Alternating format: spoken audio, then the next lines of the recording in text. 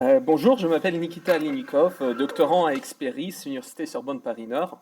Je vais vous présenter quelques éléments de réflexion à partir d'une enquête ethnographique dans un club sportif étudiant que j'ai réalisé en Russie en 2019. Pour désamorcer un petit peu dès le début, je ne suis plus sur des sujets de l'e-sport maintenant. C'était un mémoire de M1 que j'ai réalisé en Russie sous la direction d'Éric Dageral.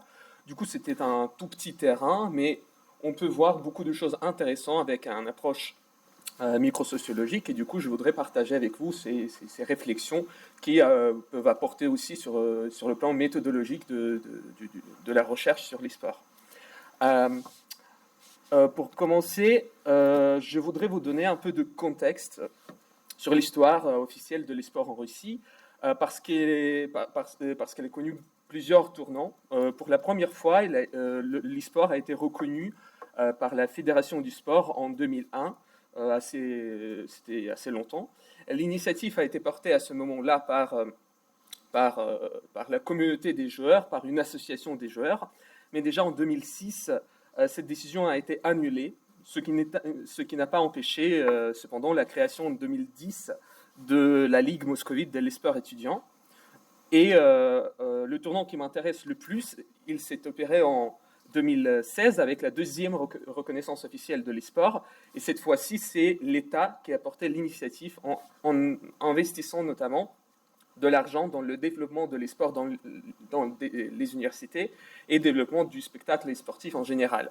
Du coup, on peut voir dès le début que l'e-sport se développe en Russie d'une manière asynchrone entre, l'initiative qui vient de bas et du coup de prise en conscience, disons, qui est toujours politisée en haut parce que on voit que c'était ce jeu de reconnaître, ne pas reconnaître, qui est aussi lié à cas médiatiques de tuerie, par exemple, dans un université à Kerch, etc. Du coup, il y a des événements médiatiques qui font qu'il y a l'impression qui se manifeste dans ce jeu de reconnaître ou pas reconnaître. C'était juste pour donner un petit peu le contexte. Et en même année que l'e-sport a été reconnu pour la deuxième fois en 2016, en même année, Alliance, un club sportif étudiant de l'Université technologique de Moscou, a été créé. Euh, Ce club fait partie de la structure sportive universitaire plus large. Ainsi, sur la photo, on me montre des trophées sportifs placés parmi les trophées de foot ou de boxe. Du coup, pour les organisateurs, pour cette association étudiante, disons, il n'y a pas de question de recherche de légitimité. Ils sont déjà inscrits dans le contexte universitaire sportif dès la création. Et ça, je trouve que c'est aussi important à préciser. Du coup, je suis arrivé sur le terrain en 2019, l'année importante pour l'organisation, car ils ont obtenu un financement pour la création d'un bootcamp au centre de l'université et ont pu pour la première fois organiser la journée universitaire de l'e-sport. L'organisation avait à l'époque deux lignes d'action. Premièrement, organisation des épreuves de sélection pour les équipes universitaires et leur accompagnement dans les tournois officiels. Deuxièmement, organisation des tournois au centre de l'université, plutôt qui sont plus amateurs et ouverts pour un public plus large. Et souvent, dans ces tournois qui se passent au sein de l'université, il s'agit aussi des jeux qui ne sont pas présents au niveau de la ligue moscovite et sportive, comme par exemple Minecraft, Hunger Games, etc.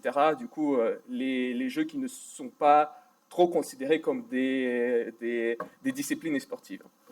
Je me suis intéressé alors au deuxième type d'activité de l'organisation, à ces tournois qui se passent au sein de l'université, car dans la perspective sociologique, il me paraissait beaucoup plus intéressant de travailler à la marge de la pratique sportive étudiante telle qu'elle est définie de l'extérieur de l'université, et du coup vraiment chercher la marge de la marge, je dirais, parce que l'e-sport universitaire, c'est déjà des amateurs, et du coup, j'ai cherché des amateurs dans les amateurs pour vraiment se débarrasser un petit peu de cet aspect d'institution, d'imposition, du fait d'imposer la définition de la situation de l'extérieur.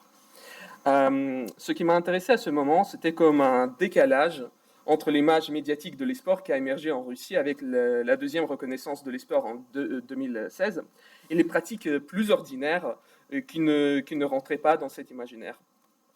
Aujourd'hui, je me suis fixé donc un objectif d'essayer d'apporter des éléments pour l'étude microsociologique de la pratique compétitive des jeux vidéo en mettant en deuxième plan les débats plus savants sur les sports.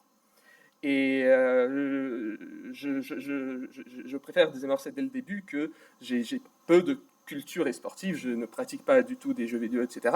Et je trouve que c'était intéressant cette expérience de terrain parce que un effet de dépaysement fait qu'on peut voir des choses que peut-être les personnes qui sont au courant de tout ce qui se passe dans les tournois ne vont pas voir, je sais pas, mais c'est un effet assez intéressant à noter. Je trouve important aussi pour le contexte de parler de la place qu'occupent ces tournois universitaires dans les carrières, dans le sens beckerien, de mes enquêtés. Je vais parler des joueurs participants et je parlerai plus tard des organisateurs. Les étudiants qui participent à ces tournois organisés au sein de l'université sont presque exclusivement des hommes qui font ces études plutôt au niveau de 3 premières années de l'université. Il faut dire qu'en Russie, licence, c'est 4 ans. Ils sont majoritairement sans emploi, vivant le plus souvent chez leurs parents, et ce sont souvent les personnes qui n'ont jamais participé à des tournois comme ça. Du coup, pour beaucoup d'entre eux, c'est les premiers tournois dans la vie. D'une manière peut-être contre-intuitive, l'entrée à l'université est vécue par eux plutôt comme une contrainte que comme une libération au niveau de leur carrière du joueur. En fait, la partie biographique des entretiens montre que la pratique intensive des jeux vidéo compétitifs posait moins de problèmes au sein de la famille avant l'entrée à l'université qu'après. En Russie, le passage de l'école à l'université est un marqueur important, ce qui joue au niveau de la perception de la légitimité culturelle de la pratique par les parents. Pour dire simplement, si les pratiques ludiques sont plus acceptées à l'époque de l'école, c'est parce qu'il y aurait une sorte de correspondance entre le statut de l'enfant et du caractère pas sérieux de l'activité. Avec l'entrée de l'enfant à l'université, les parents ont moins de contrôle sur son implication dans les études, ce qui crée de nouvelles tensions autour de la pratique chronophage des jeux vidéo compétitifs. Comme résultat, on voit dans les entretiens que ce changement dans la vie suscite une montée en réflexivité par rapport à la pratique de la part des joueurs qui essaient entre autres de la canaliser à travers les patterns de l'esport étudiant justement proposés par l'université. Et initialement, dans mon travail de master, j'accordais beaucoup d'importance à des différentes stratégies que les enquêtés développent pour rendre leur pratique des jeux vidéo compétitifs plus acceptable pour les outsiders. Mais il me semble plus intéressant de voir au-delà de la simple revendication de cette étiquette de l'esport étudiant et de poser la question suivante: comment la définition de l'esport étudiant accueille en fait la pratique compétitive qui lui préexiste? J'évite délibérément le mot de sportivisation, car je ne maîtrise pas assez la question sportive. Je me permets alors de recourir à ce que je vais appeler l'heuristique ethnométhodologique et dire que le sport peut être étudié en tant qu'un phénomène de l'ordre. Et là, il faut donner quelques précisions, et ça peut être tricky, mais je vais essayer. Cette heuristique ethnométhodologique dont je parle est liée avec la façon de concevoir le fait social. Et en fait, on a beaucoup parlé de comment étudier l'e-sport. Est-ce qu'il faut l'étudier en fait comme un sport ou comme une pratique de jeux vidéo? Et moi, j'ai une tendance de dire qu'il faut l'étudier comme un fait social en fait. Du coup, l'idée de phénomène de l'ordre, ça remonte à Harold Garfinkel, du coup, père fondateur de l'ethnométhodologie, qui ajoute un astérisque au mot ordre, car il s'agit pour lui d'un placeholder ou d'un proxy, si vous voulez, pour toute forme d'accomplissement de l'intelligibilité de la vie sociale dans les actions pratiques. Dans ce cas, étudier la sportivité comme un phénomène de l'ordre signifie alors de l'étudier non pas comme un sujet, mais comme un accomplissement pratique de ce sujet. Bref, il s'agit de voir comment une intelligibilité de l'e-sport est accomplie in situ. Et je vais beaucoup répéter ce mot d'intelligibilité que je n'arrive pas à prononcer à chaque fois. C'est un peu une mauvaise traduction d'un mot anglais accountability. En gros, ça veut dire un fait observable et reportable. Ça veut dire quelque chose qui peut être pris comme un fait social, commenté comme un fait social par les membres de la société. Du coup, l'idée est de voir comment, en fait, sport devient un sujet des interactions sociales. C'est ça. Une des questions classiques qui gagnerait, selon moi, d'être investiguée sous l'angle d'accomplissement pratique, c'est la question de performance. Les entretiens approfondis que j'ai faits regorgent de comptes rendus de la performance, Ainsi, un joueur de Rainbow Six Siege me dit, en répondant à la question pourquoi tu te penches vers l'écran comme ça quand tu joues, il m'explique qu'il y a un joueur français qui est considéré comme un des meilleurs, etc. Et qu'il fait comme ça, ce qui lui permet en fait de tirer entre les pixels. Je ne sais pas qu'est-ce que ça veut dire tirer entre les pixels, mais on voit quand même une sorte de référence au savoir-faire tacite dans ce type de compte-rendu. Et j'ai été assez étonné de voir qu'il y a beaucoup de discours comme ça, alors que ce sont des faits qui sont, disons, difficilement objectivables. Mais qu'est-ce qu'on peut tirer de tels comptes rendus anecdotiques sur le plan sociologique? Je me pose la question. Je pense qu'ils peuvent représenter une prise sur la question de la performance si on arrive à les saisir sur le terrain en tant que des éléments constitutifs de l'activité. L'observation des tournois amateurs nous donne une telle opportunité, car les événements de ce type représentent ce que Nicolas Dedier appelle d'habileté technique. De telles observations permettent de voir comment la technicité de l'activité s'articule avec sa critique.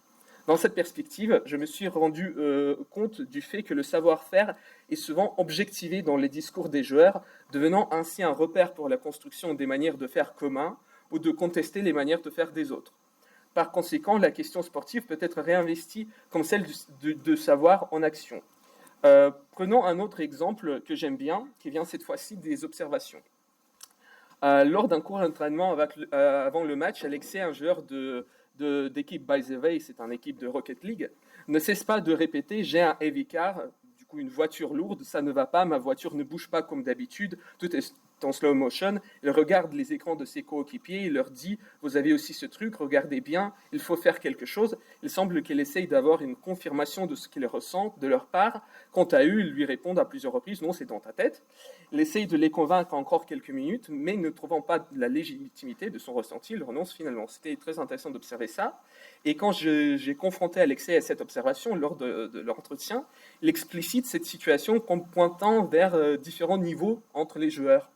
Du coup, je lui demande, tu as parlé d'une voiture lourde pendant le tournoi, c'est quoi, qu'est-ce que ça veut dire? Et en gros, il me explique que certaines personnes pensent que c'est une sorte de légende, etc. Mais en fait, c'est parce qu'ils n'ont pas le niveau pour percevoir en fait cet effet. Et là, on retrouve cette dimension interactionniste de apprendre à percevoir les effets, en fait, ce qui fait la partie de l'apprentissage en communauté, la chose qu'on a déjà évoquée avec l'intervention sur la carrière des joueurs. Du coup, je dirais que performance n'existe pas sociologiquement, hors contexte où il acquiert une intelligibilité pour les participants de la situation. Je n'ai pas pu malheureusement approfondir cette idée dans mon travail, mais le modèle que j'ai en tête est proche de celui décrit dans le livre Talking About Machine de Julian Orr. Dans ce livre, il est question des réparateurs, des photocopieuses, qui, à travers des récits de guerre avec les machines, construisent des repères communs qui les guident dans l'exercice de leur métier. Les joueurs, de la même manière, mobilisent des ressources très hétérogènes pour objectiver la performance, qu'il s'agit des repères déjà mis à leur disposition, comme les systèmes des rangs, ou qu'il s'agit des références aux méta-jeux dans les interactions des joueurs. Dans la perspective néo-interactionniste, on pourrait parler donc des éléments idioculturels, et je fais ici la référence aux travaux de Gary Alain Finn, qui est assez peu connu, peut-être un peu plus connu maintenant en France, et à son article Small Group and Culture Creation, the Idioculture of Little League Baseball Teams. Du coup, voilà, on pourrait parler donc des éléments idioculturels propres à des communautés autour d'un jeu ou à des petits groupes locaux. Tout ça pour dire qu'au moment d'arriver sur leur premier tournoi, les joueurs ont déjà leur propre appui pour la définition sportive de l'activité. Il ne s'agit donc pas tout simplement d'adhérer à la définition de situation proposée par les organisateurs. La question suivante était pour moi alors, qu'est-ce qui se joue dans la matérialité du tournoi au niveau de l'intelligibilité, je vais y arriver, de la situation en tant qu'un événement sportif. En parlant des organisateurs, il faut mentionner que ce sont des étudiants en général plus âgés que les participants. Il y avait aussi quelques femmes dans l'organisation, alors qu'il n'y en avait pas, presque pas, parmi les joueurs observés. La première chose que j'ai remarqué, c'est que dans mon cas, il ne s'agissait pas du tout du même événement pour les participants et pour les organisateurs. L'équipe, dans le sens de Goffmanien, l'équipe des organisateurs avait pour objectif de faire tenir la configuration matérielle très fragile du tournoi. Les ressources qu'ils mobilisent pour dire ici c'est un tournoi sportif étaient de l'ordre de l'organisation technique. Leur préoccupation principale est en lien avec leur statut d'intermédiaire entre l'université et les joueurs. Il s'agit avant tout d'organiser un événement sportif. Les tournois pour les étudiants amateurs, à la différence des épreuves de qualification, ont lieu dans un espace commun entre la cafétéria et la zone de récréation. Vous pouvez voir sur l'image. Du coup, cela rend ces tournois très visibles pour les outsiders, ce qui n'est pas le cas pour les épreuves de qualification, par exemple. En même temps, les amateurs représentent moins d'intérêt pour l'organisation que les joueurs qui participent à des épreuves de qualification, ce qui mène parfois à la communication violente et des conflits liés à la revendication par les joueurs de l'expertise technique alternative de celle des organisateurs. Par exemple, on peut voir des messages envoyés sur le réseau social russe Vkontakte, où en gros un des joueurs de Rainbow Six Siege explique qu'il n'aime pas l'organisation du tournoi. Il demande si vous voulez un tournoi standard ou un truc déséquilibré, préparé en une nuit par des personnes qui ne connaissent rien en Ligue Pro.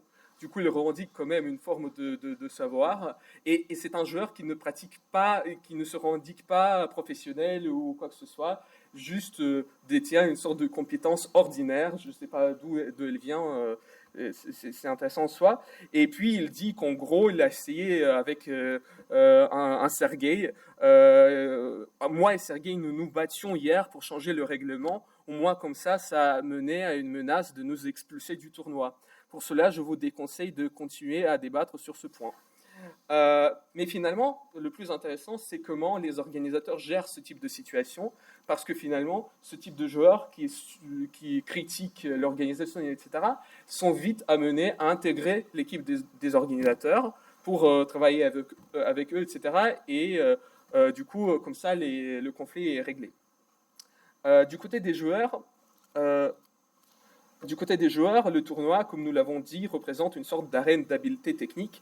Il mobilise aussi des objets qui rendent leur expertise plus tangible pour les adversaires, mais aussi pour les observateurs. Justement, on a parlé de la question d'objectivation de la performance, et les joueurs apportent avec eux des objets très intéressants. Par exemple, des carnets, où on peut trouver je sais pas, une sorte de stratégie, etc., des cartes, où ils font un petit entraînement entre des parties avec un logiciel. Ce qui est intéressant, que ça suscite des moqueries de la part des organisateurs, des pratiques comme ça, parce que pour les organisateurs, ces pratiques ne correspondent en fait à pratiques amateurs de l'activité, et c'est vu comme assez prétentieux de leur part de faire ça. Mais il faut expliquer aussi que je parle des conflits, etc., entre les organisateurs et les joueurs, mais c'est pas toujours comme ça. Je parle vraiment des séquences où il y a bien deux équipes, l'équipe des joueurs et l'équipe des organisateurs. Il y a question des rôles au sens goffmanien. Puis dans les pauses, il peut y avoir des échanges, etc., de convivialité, mais vraiment, il faut faire semblant qu'il y a un événement sportif majeur. Et du coup, il faut garder cette distance entre les joueurs et les organisateurs, alors que il s'agit du même type de profil, en gros. Du coup, cette revendication de l'expertise à travers la matérialité, ça peut aussi susciter des conflits. Par exemple, un des participants accoste un organisateur avec la question suivante: est-ce que je peux enlever ces deux touches de votre clavier? Il m'empêche de jouer confortablement. L'organisateur répond en plaisantant: si tu veux, tu peux même jouer sans clavier. Bien sûr que non, n'y touche pas, tu peux jouer comme les autres. Comme résultat, on voit en fait que la construction de l'intelligibilité sportive commune, dans le cas de cet événement, subit tout le temps des ruptures, et ces ruptures sont souvent liées au rejet des compétences tacites des joueurs amateurs. Pour conclure, Je veux revenir sur le plan plus large et à la question des modèles sportifs qui figurent dans le titre de cette session. 4 ans plus tard, après cette recherche, elle reste en fait la seule recherche qualitative sur le sport électronique en Russie. Donc il est difficile de mettre mes observations en dialogue avec d'autres travaux, mais je pense que le problème de construction de la définition commune de sportivité que j'ai observé sur le terrain reflète bien la spécificité de l'esport étudiant russe, parce que sa raison d'être est conditionnée par la logique de spectacle et d'intéressement propre à beaucoup d'initiatives de gouvernement russe. Donc j'ai l'impression si l'on revient à l'histoire de l'esport en Russie, qu'on peut constater le mouvement de la sportivité fragile qui se crée de proche en proche entre les joueurs compétitifs vers la définition de l'esport plus homogénéisante, comme un spectacle imposé par l'État russe.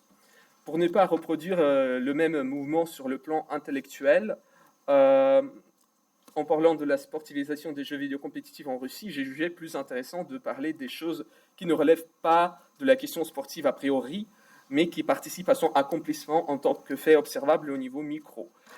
Et j'ai combien de minutes encore? 0. Ok, parfait. Merci pour votre attention.